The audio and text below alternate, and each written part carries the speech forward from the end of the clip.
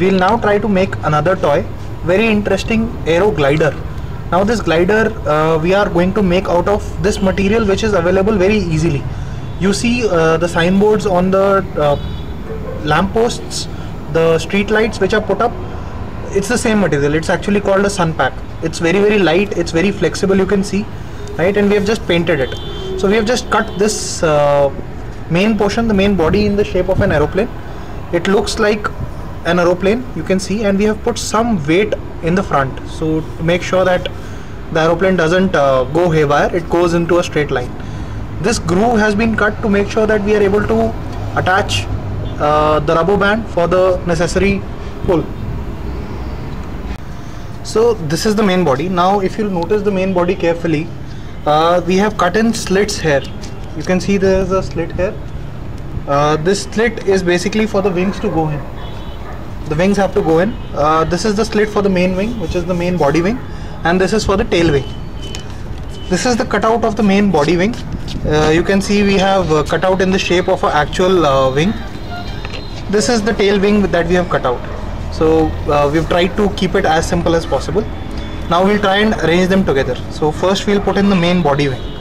So this thing, just fold it like this and insert this wing through these cuts. The cuts are simultaneous on both sides, and this main wing easily slides through.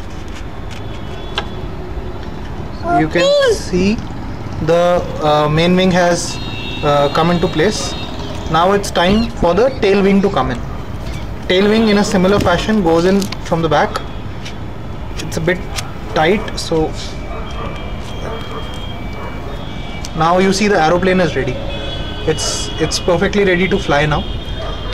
This is the kind of arrangement that we have done to give it the catapult push.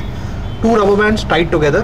Now what we have to do is, we have to stick in one end of the rubber band here like this, and the other end in our finger, and that's the way to give it the catapult that is required, and this aeroplane will fly.